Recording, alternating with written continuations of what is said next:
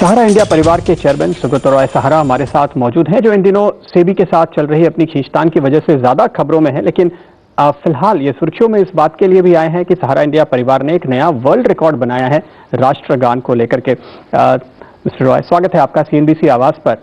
ये जो आपने 11 लाख लोगों के साथ एक साथ राष्ट्रगान गा करके एक रिकॉर्ड बनाया, क्या सोच है इसके पीछे? सोच नहीं, भावनाएं हैं। भावना ऐसी उत्पन्न हुई कि मुझे किसी ने कहा कि एक वर्ल्ड रिकॉर्ड है। मेरे दिमाग में पहले ऐसा नहीं था कुछ। राष्ट्रगान का 42,000 लोग इकट्ठे गाए थे, वो वर्ल्ड रिकॉर्ड है। पता लगा पाकिस्तान का है, क्या किसी देश का होता। तो मेरे अंदर तुरंत एक भावना उत्पन्न हुई कि भाई ये तो हिंदुस्तान का होना चाहिए और हम लोग इसको आगे बढ़ के करेंगे। बस आगे बढ़ गए। हम लोग सब भावनाओं से थोड़ा ज्यादा ही उस हिसाब से चलते हैं, प्रेरित होते हैं, तो बस आगे बढ़ गया। करना था कर लिया। सेबी के साथ जो लगातार आपकी खींचतान जारी है, आपको सुप्रीम कोर्ट से एक बहुत ही सीधा स्पष्ट ऑर्डर मिला था कि आपने जो पैसे जुटाए हैं वो आप सेबी के जरिए लौटा दीजिए। आपने ऐसा नहीं किया, क्यों? ऐसा हुआ था, ये जो सुप्रीम कोर्ट में ऑर्डर था, जो फिगर था ना, बहुत पुराना फिगर था उनके पास। उसी फिगर पे इन्होंने ऑर्डर किया था और उन्होंने कहा था कि आप सेबी के थ्रू पेमेंट कीजिए। जैसे आपने बताया, हमारा जितने पेमेंट 31 अगस्त से पहले हो गए थे, उससे इस ऑर्डर से कोई संबंध तो है नहीं। तो आपने कोर्ट को ये बताया नहीं? हाँ, सुनवाई के दौरान कि आपका फिगर पुराना है? मालूम है, मैं सेबी कुछ और तरीके से पेश करना चाहता है उसको। अब उसके बाद 31 अगस्त के बाद हम इतना प्रेशर पड़ा, एक होता है पब्लिक के प्रेशर तो होता ही है इनसिक्योरिटी फीलिंग का, तो उसमें 4,000 या 4,500 पेमेंट उसके बाद भी हुआ था 20 दिन तक, एक प्रेशर की वजह से। और नहीं तो सब पेमेंट पहले का है। और मैंने यही कहा, लिख के भी दिया, सेबी से भी कहा था कि यार ये 24,000 का फिगर हम ही ने दिया था, कोई इन्वेस्टिगेट किए थे क्या आप लोग? आज जो फिगर मैं दे रहा हूं उसको नहीं मानूंगी, उसको मान के पकड़े हुए। अब इसको भी तो मानू, जो मैं तो सब पेमेंट कर दिया हूं, जो आके आपको दे चुके हैं कैश। तो अब उनको सूट नहीं करता है इस फिगर को पकड़ने में, उनको सूट करता है मेरे दिए गए उस 24,000 फिगर को पकड़ने में। सेबी की दूसरी शिकायत यह है कि आपने उनको वक्त पे जानकारी नहीं दी, उनकी जो टाइम लिमिट थी उसके अंदर आपके पेपर्स पहुंचे ही नहीं। सही बताया उसने, मैं इसको डिनाई नहीं करूंगा। मैं वजह कोई, ये वजह नहीं बताते हैं ना, मुश्किल तो ये है। ऐसा हुआ, हमारा 2001 में पहला OFCD हमने शुरू किया, एक ROC के सैंक्शन पे, रिटर्न सैंक्शन, रिटर्न परमिशन पे। उसका रूल ये होता था, जितना एक्स अमाउंट उन्होंने अलाउ किया, एक्स अमाउंट पूरा होते ही आपको एक सबमिट करना पड़ता है प्रॉस्पेक्टस, जिसमें सारे जितने लोग सब पैसे लिए उसका नाम, पता, पैसा सब लिखना पड़ता है। हमने 2007 में उसको सबमिट किया, 1,97,00,000 लोगों का, और आप कहते 50 लोग, उसमें 1,97,00,000 का था। किसी ने कुछ बोला नहीं हमको। फिर हमको कानपुर ने, महाराष्ट्र ने हमको फिर से परमिशन दिया। हम तो एज पर लॉ चल रहे हैं, रिटर्न परमिशन पे चल रहे हैं, लॉ ऑफ द लैंड पे चल रहे हैं।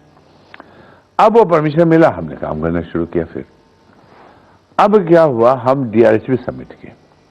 उस DRHP में RBI से तो सेबी ने पूछ लिया हमारा RNBC के बारे में, जो रूल होता है, तरीका होता है, और इस मामले में हमसे पूछने लगा। हमने कहा हमारे दो रेगुलेटर कैसे हो जाएंगे? वही ROC जो हमसे इन्वेस्टिगेशन करता है, हमारे इंस्पेक्शन करता है, बैलेंस शीट लेता है, आगे चेक करता है, कॉरस्पॉन्डेंस करता है, तो दे आर द रेगुलेटर्स। मैं चेयरमैन से मिला जाके, आप इस झगड़े में हमको क्यों डाल रहे हो? हम 2 रेगुलेटर नहीं ले सकते। हर कानून के लोग बोलते हैं 2 रेगुलेटर अगर लोगे, दोनों की बात सुननी होगी, चाहे कॉन्ट्रडिक्टरी हो, और नहीं करोगे तो जेल जाओगे, मैंने पनिश हो जाओगे। इवन सैट के उस समय चेयरमैन नहीं थे, फॉर्मर चेयरमैन थे अच्युत जी, उनसे मैं पर्सनली गया था उनके ऑफिस में। What you do, but don't do this, you will be real problem. हुआ क्या था, एक वेंजेंस था उसके पीछे, एक वेंजेंस, ये सब कहानी वेंजेंस की है। तो उस वेंजेंस की वजह से क्या हुआ कि हमको वो नेल करना चाहते थे, सेबी इसलिए नेल करना चाहते थे कि अगर हम जवाब दे दिए उनको तो हम पे डायरेक्ट एक्शन लेंगे। सेबी का क्या वेंजेंस है? ऐसा होता, 2005 से कहानी शुरू हुई थी। 2005 में कुछ पॉलिटिकल रीजंस के लिए आरबीआई में हम आरएनबी से काम करते थे अंडर रेगुलेशन, बहुत सा काम होता था, फाइनेंशियल इंक्लूजन का काम था। तो RBI started acting against us on the Delhi direction. उस समय डॉक्टर रेड्डी थे गवर्नर। 2008 में इन्होंने हमें प्रोहिबिटरी ऑर्डर इशू कर दिया, जबकि हमारा कंपनी बहुत अच्छा था, बहुत हेल्दी था। वो कहते थे ये बाइबल नहीं है, क्या कि प्रोहिबिटरी ऑर्डर इशू कर दिया। वो प्रोहिबिटरी ऑर्डर का मतलब होता है कि तुरंत पैसा दे दो और पैसा लेना बंद कर दो। अब पूरे देश में मीडिया में गया हुआ, हमें हाई कोर्ट जाना पड़ा। हाई कोर्ट हमें उसी दिन सपोर्ट किया, बल्कि वर्बल स्ट्रक्चर दे दिया आरबीआई को, आप गलत कर रहे हो, बहुत हाई हैंडेडनेस है। They run to Supreme Court, we got support from there, they had to withdraw prohibitory order, जो 1947 के बाद पहला केस है आरबीआई का जो prohibitory order issue order withdraw हुआ। इन लोगों ने जब हम पे एक्शन लिया, बहुत गलत फिल्मजी ग्राउंड पे प्रोहिबिटरी ऑर्डर इशू किया था। सोचते थे 7 करोड़ 8 करोड़ जो depositors they will run on the company और ये कंपनी स्मैश हो जाएगा। उल्टा हो गया, हम लोग के आशीर्वाद से सब कुछ सही रहा और उनका विड्रॉ हुआ तो वो एक बहुत बड़ा ब्लॉक लग गया। They took it as a personal defeat. इतना वेंजेंस था उसमें शुरू हुआ उनके अंदर। जो हमारे जो डायरेक्टर्स थे, एक उसमें थे फॉर्मर डिप्टी गवर्नर थे आरबीआई के, उनको बाहर कर दिए। चेयरमैन एक थे बैंक के, उनको बाहर कर दिए। They put their director, fine, statutory order डाल दिए, बैंक को कंट्रोल कर लिया। हर पेमेंट लेट होने लगा, परेशान हो गया मैं 5-6 महीने। तब मैं गया, मैंने एक वेंजेंस में बताया, हमें 500 करोड़ रुपए इन्वेस्ट करना था स्टेट बैंक ऑफ इंडिया में। तो हम लोग थैंक्स लेटर आता है, एक नॉर्मल चीज होती है। रिग्रेट लेटर आ गया कि आप नहीं जमा कर सकते, इन्वेस्ट नहीं कर सकते। ये क्या होता है? तो I send my son to mister Bhatt, who was the chairman State Bank of India. उन्होंने कहा भाई we can't help it. Shyamala Govinda, deputy governor RBI, she is in on board, she heard that सारे invest 500, well, no, you can't take investment from that. That was the level of vengeance they had. दोनों ही regulators ने, चाहे वो कई साल पहले RBI हो या आज की तारीख में सेबी हो, शिकायत यही की है कि आपके जो ये डिपॉजिटर्स हैं उनकी पहचान आप ठीक तरीके से नहीं करें। जो अब ये केवाईसी नॉर्म्स कहते हैं, उनका कहना है कि वो आपने जो उनको लिस्ट दी उसमें 1 लाख लोगों के बीच वेरीफाई करने गए तो 68 लोग केवल जेन्युइन मिले। नहीं, गलत बात है, ये रिपोर्ट ही गलत है। ऐसा है, आरबीआई ने भी शुरू में कहा था केवाईसी नहीं है, एक भी केस नहीं पकड़ सका, शुरू में ही कहा था। देखिए, केवाईसी का मतलब नो योर कस्टमर। अगर जरूरत हो कस्टमर सामने रहना चाहिए। आज कोई गुमटी चाय का लगाया हुआ है, हमारा तो छोटे छोटे इन्वेस्टर ज्यादा है ना, अब उसका एड्रेस क्या होगा, गांव का एड्रेस क्या होगा, छोटे छोटे, ये वो लोग हैं जिनके पास बैंक नहीं जाता है और बैंक इनके पास नहीं जाता है और ये भी बैंक के पास नहीं जाते हैं। केवाईसी हमारा 100% सही है, कहता रहे ये लोग, बिकॉज हमारे एजेंट्स जो लोग लाते हैं वो सारे केवाईसी उनका है मेरे पास। हम तो कहें इनको किससे मिलना है बताओ ना, जाओ मिल लो, यू विल नॉट, हम तो चैलेंज किए थे पेपर में, if you prove me 1 fictitious, I'll lose anything, not 1. We are so strict about it. But अब कलावती का नाम ले लो, कलावती ने स्टेटमेंट दिया कैमरा में, उसने बोली जे हम लोग इतना छोटा क्यों माना जाता है, हमारे गांव में घर का नंबर नहीं होता है, वो जो पियोन आता है वो जानता है कलावती कहाँ है, वो चिट्ठी पहुंचा देता है। लेकिन कुछ 4,000 कलावती हैं उसमें। हमने 3-4 उस दिन प्रेजेंट किया था कोर्ट में, 4,000 नहीं, एक वहां पर इंक्वायरी आई थी पॉलिटिकल लोग, बहुत साल पहले पॉलिटिकल लोगों को पैसे के लिए, अटल बिहारी वाजपेयी हमको करीब 7-8 हजार मिले थे। होता है, आप वोटर लिस्ट ले लो, 10-10 हजार एक नाम मिलेगा, होता है। आप कह रहे हैं ये सारे जेन्युइन है? 100% जेन्युइन है। अरे ऐसे बताओ, कोई वेरिफिकेशन गलत है यानी? गलत नहीं है, क्या हुआ उसने, वो तो उसको तो एक ही इंटेंशन है, उसके इन्वेस्टर से कोई मतलब नहीं है, इन्वेस्टर से कोई मतलब नहीं है, एक कागज नहीं पकड़ रहा है वो, उसे ना एक पेमेंट की कोई कोशिश कर रहा है, उसे क्या लेना था इन्वेस्टर से, वो केवल सारा का हेड चाहिए उसको। तो उन्होंने वेरिफिकेशन किया ही नहीं? एकदम एक पैसे का नहीं किया। उसने क्या किया, उसने 25-50 चिट्ठी भेजा था। मैं कहता हूं जिसको पेमेंट मिल गया वो क्यों चिट्ठी 5 रुपए खर्च करके तुम्हें जवाब देगा भाई? 8-8 तो कागज भेजे हो, 7-8 हजार 5,000 जमा करने वाला व्यक्ति 5 रुपए उसको जवाब देगा आपको जब हमको पेमेंट मिल गया? वो क्यों जवाब देगा? हमको जाओ जाके चेक करो वो लोग हैं कि नहीं है।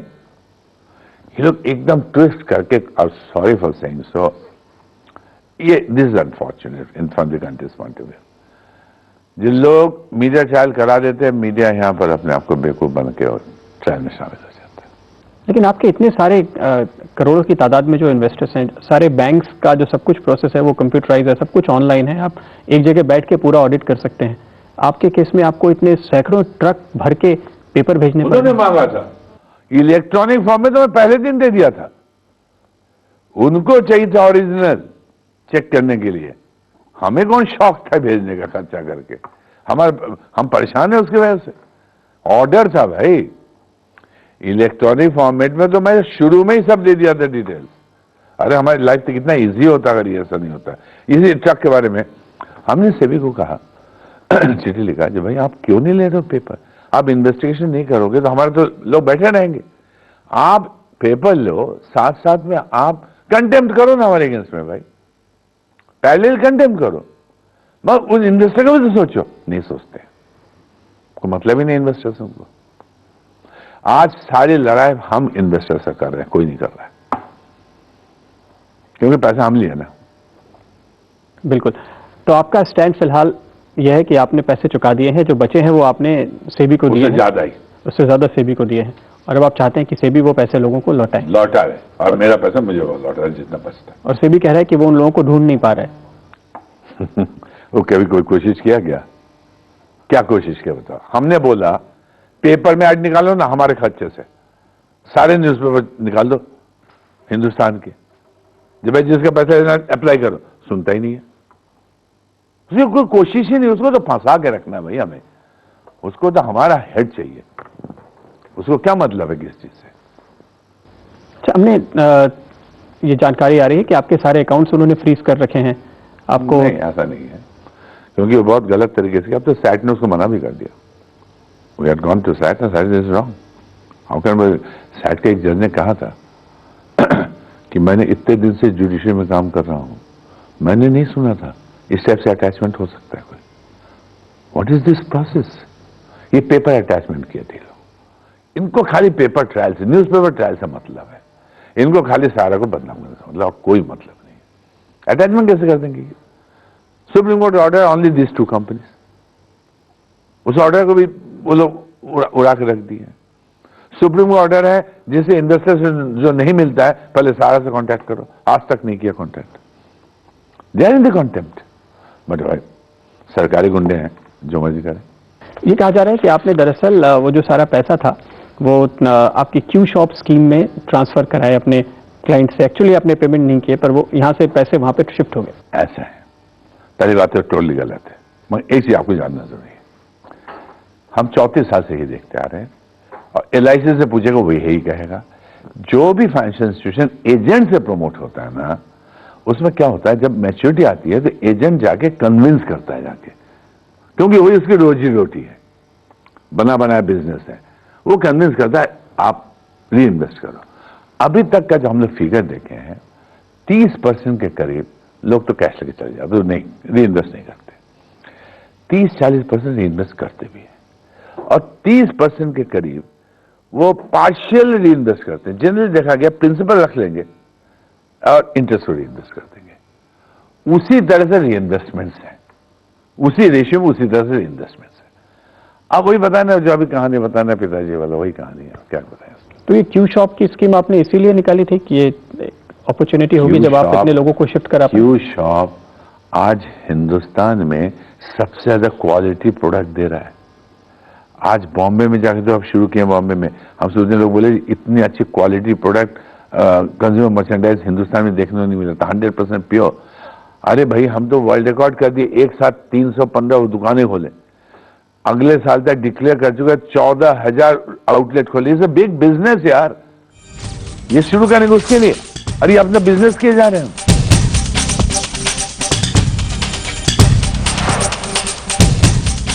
ये बताइए कि आखिर ये जो सारे रेगुलेटर्स हैं, आप उनसे रेगुलेटेड हो करके अपना काम क्यों नहीं कर पाते? हम तो रेगुलेशन में थे, 1987 से लेकर 2008 तक आरबीआई में जो हम थे, हमारा टोटल आरएनबीसी तो था, क्यों बंद कर दिए लोग? 87 से लेकर हम रेगुलेशन में थे भाई, 100% स्ट्रिक्ट रेगुलेशन, एक एक स्टेप का रेगुलेशन था। We are enjoying it, we are loving it, we are fighting with RBI, don't close it. इन्होंने 80% से 100% इन्वेस्टमेंट, उन्होंने पेयरलेस को भी किया, केवल आपको ही किया ऐसा नहीं। पेयरलेस तो बेचारा हमारे वजह से मरा हो गया। लेकिन अगर आप एक एनबीएफसी जो आरबीआई अलाउ करता है उस तरह के मॉडल में आकर के भी, अरे मैंने लिखा आरएनबीसी के ऊपर, जो हमारा एनबीसी जो कंपनी है उसमें हमारा 1600 रुपए कैपिटल है। मैंने कहा एनबीसी को लाइसेंस दे दो, नहीं दिए। मैंने कहा ये हाउसिंग फाइनेंस का हमें लाइसेंस दे दो जो डिपॉजिट 4 गुना लेता है, नहीं दिए, नो कर दिए। सब तो नो कर दे रहे हैं। हम तो लिए बैठे हैं, जो कुछ तो अलाउ करोगे, कुछ नहीं। आपके वकील राम जेठमलानी जी ने सुप्रीम कोर्ट में यह कहा कि सहारा के खिलाफ माहौल बनाया जा रहा है और सेबी खबरें लीक कर रहा है। 100% राइट, 200% राइट। और कष्ट की बात यह है जब मीडिया बेवकूफ बन मिला है, ये कष्ट की बात है। क्योंकि आप अपना पक्ष मीडिया के सामने उस तरह से नहीं रख पा रहे। एकदम रखते हैं, सुनता नहीं है। जो नेगेटिव बातें आती है कोर्ट में वो तो मीडिया छाप देता है, जो पॉजिटिव बातें आती है वो मीडिया कुछ टच ही नहीं करता है। तो आप बताइए। अब जैसे मान लीजिए छोटे से एग्जाम्पल दो, हम सैट में घुसे, जी भाई अटैचमेंट कैसे कर सकते हैं? सैट के जज ने कहा how can you do this, हमने कभी जिंदगी में नहीं सुना है, आप अटैचमेंट ऐसे नहीं कर सकते, इलीगल। ये कभी नहीं छपा और हमको स्टे भी दिया, ये नहीं छपा, कोई नहीं जानता है। लेकिन सुप्रीम कोर्ट ने यह कहा कि आप अलग अलग फोरम पे जा रहे हैं। नहीं, सैट के लिए नहीं बोला, हाई कोर्ट में उसमें गलत समझा था। अब समझ गए हम, वो दोनों कंपनियां नहीं गए अलग फोरम में, सहारा इंडिया गई, दूसरा कॉन्स्टिट्यूशन गई, हम पे कैसे आ रहे हो तुम? वो हाई कोर्ट में गए, ये हम पे कैसे आ रहे हैं? वो दोनों कंपनी कहीं नहीं गई, वो दोनों कंपनी केवल सैट में गई आज तक, और कहीं नहीं गई। लेकिन we are very law abiding, हम लोग भी कानून समझते हैं भाई, लॉजिक और एथिक्स को मानते हैं हम लोग। लेकिन जैसे कि आपने कहा कि आप ये कह रहे हैं कि कुछ ऑफिसर्स की वजह से आपको टारगेट किया जा रहा है, कुछ लोगों को आपसे शिकायत है इसलिए आपको टारगेट किया जा रहा है, इसकी वजह क्या है? आपके पॉलिटिकल एफिलिएशंस हैं, कुछ आपके कॉर्पोरेट मैंने आपको एफिलिएशंस बताया हैं, किस था वजह से लोग परेशान? 2005 में शुरू हुई आरबीआई पे, ये दिल्ली से गया जिनको खत्म करना है, जो भी है, आरबीआई पूरी कोशिश कर ली, भगवान दया से कुछ हुआ नहीं, हम लोग और आगे बढ़े। थोड़ा ठुआ बैठी हुई थी, उसने शुरू कर दी बवाल, वो बवाल थोड़ा ठुआ से फिर चली भी गई। बवाल शुरू होने के बाद हम लोग रिएक्ट करने लगे, हम लोग बर्दाश्त नहीं कर सकते, हम आप अन्यायपूर्वक बात करोगे, हम नहीं बर्दाश्त करेंगे। ये बात अलग है, लोग हमको समझाते हैं, बाकी लोग रिएक्ट क्यों करते हो? हमको जरूरी है भाई, हमारे पास करोड़ लोग जुड़े, उनके सही सही बात जानना जरूरी है। अब वो इश्यू बन गया सेबी का, अब थोड़ा तो पीछे चले गए, मान लो शुरुआत तो उसने की थी, अब ये इश्यू है सेबी का। मैंने बताया ना एक चीज, हिंदुस्तान में सबसे ज्यादा समझने की बात जानते हो क्या है? जो लोग बड़े बड़े ओहदे बैठे हैं ना, उनको अपने कर्तव्य की ध्यान नहीं है, वो केवल राइट्स जानते हैं, और ये भूल जाते हैं राइट्स दिया जाता है कर्तव्य निर्वाह करने के लिए, और राइट्स में ये लोग व्हिम्सिकल है, फैंसीफुल है, इगोइस्टिक है और ग्रीडी है। कोर्ट भी? कोर्ट में हम कैसे कह सकते हैं? क्योंकि कोर्ट ने भी आपके खिलाफ ही डिसीजन दी। सेबी के प्रेजेंटेशन पे सब चीज हुआ है, ड्रामाटाइज प्रेजेंटेशन किए सब, और चूंकि रेगुलेटर है, हमारे ख्याल से एक होता है जो दे मस्ट बी राइट, होता है, I think it happens, but now I am sure court has started understanding, I am sure. ये सरप्राइजिंग नहीं है कि कितने सारे घोटाले होते हैं, कितनी सारी कंपनियां हैं जो लोगों के बहुत सारे पैसे लेके, सैकड़ों हजारों करोड़ लेके भाग जाती हैं, उनका पता भी नहीं चलता कि उनके प्रमोटर्स कहां गए। आपकी एक कंपनी है जिसका इतना लंबा ट्रैक रिकॉर्ड है 3 दशक का, और आपका एक भी डिपॉजिटर सामने आके नहीं कहता कि आपने उसके पैसे नहीं लौटाए, और 1,46,000 करोड़ का पेमेंट कर चुके हैं, और आपको अरेस्ट करने की मांग की जा रही है। नहीं, ये मालिक तालिबान से बदतर देश बनता जा रहा है, यही कह सकता हूं, और क्या कह सकता हूं। तो चूंकि आपने कहा कि 2004 से शुरू हुआ, क्या आप ये कहना चाहते हैं कि 2014 के बाद हो सकता है बदल जाए? मैं आपका प्रश्न समझ रहा हूं, मैं नहीं कह सकता इसके बारे में, अभी कहना बहुत मुश्किल है, मैं कह नहीं सकता, मगर जो आपने बोला जो इतना कुछ कर रहे हैं और उसके बाद भी ऐसा हो रहा है, हाँ, ये बड़ी अजीब बात है। एक ट्विटर एक ने पढ़ाया था हमको, एक किसी ने लिखा था हम लोग को लेके कि ये बड़ा अजीबोगरीब देश है, जो पेमेंट नहीं करता उसके पीछे भी लोग पड़ जाते हैं, जो पेमेंट करता उसके पीछे भी लोग पड़े रहते हैं। तो आपसे शिकायत ये है कि आपने पैसे लौटा दिए, इसलिए पीछे पड़े हमारे। अभी भाग गए होते लोग तो वो ज्यादा अच्छा था। नहीं तो आपके ऊपर जो कुछ साल पहले किताब लिखी गई थी, जो आपकी आत्मकथा की तरह है, हम कह सकते हैं, बंगाली बित्तो साधना, अच्छा, तो वो साधना का, शंकर जी लिए थे। उस साधना का लक्ष्य ऐसा समझा जा रहा था उस समय कि आपका बैंक बनना है, वो लगता है कि पूरा होगा? पता नहीं, हमने अप्लाई किया, पता नहीं, हमारे हाथ में थोड़ी है। आप हमसे क्या पूछो, उनसे पूछो। आपने अप्लाई किया? हाँ, किया। और आप उनकी सारी शर्तें पूरी कर सकते हैं? एकदम कर सकते हैं, तो 200% कर सकते हैं। आपने कहा कि रेगुलेटर्स जो हैं वो बैनिंग एजेंसी हैं, डेट का जो कारोबार आपने शुरू किया था वो अब इसमें आगे नहीं चल सकता, तो ऐसे में आप सहारा इंडिया परिवार का भविष्य क्या देखते हैं? नहीं, हमें कोई प्रॉब्लम नहीं रह गया। जैसे हमने बताया 14,000 हम शुरू कर रहे हैं। हम एजुकेशन बहुत बड़े स्केल में शुरू कर रहे हैं। हम हॉस्पिटलिटी करीब 45-50,000 कमरे बनाने जा रहे हैं। हमें बहुत से प्रोजेक्ट लेके अब हम लोग जैसे आपको डेयरी, दुनिया का सबसे बड़ा प्रोजेक्ट लेके आ रहे हैं। यहाँ या मैसेडोनिया में? नहीं, mainly Macedonia is one of the small size. यहाँ पर सबसे बड़ा है। आप करनाल में जाए देखो, हमारा एक शुरू हो गया, तो और बहुत से प्रोजेक्ट लेके आ रहे हैं। हम IPT भी लेके आ रहे हैं। हम उन सब में अपने लड़कों को जोड़ रहे हैं। और पैसे कहाँ से आएंगे इसके लिए? सब इन्हीं से आ रहे हैं। कुछ लड़के कंट्रीब्यूट कर रहे हैं। एक बिजनेस लड़के कहते हम ही लोग देंगे, हम जिंदगी भर का शेयर लेंगे उसमें, एक बिजनेस में। हम आई एम प्रोमोटिंग देम, हर तरह से कोशिश करें बस इनकी रोजी रोटी मैं सेटल कर दूं। नॉन फाइनेंशियल में टाइम लगेगा। I can not do it overnight, but it will be done. चलिए, बहुत बहुत शुभकामनाएं आपके बिजनेस मॉडल में आई उस नए बदलाव के लिए भी, जो कि आप लगातार करते रहें। शुक्रिया आपका।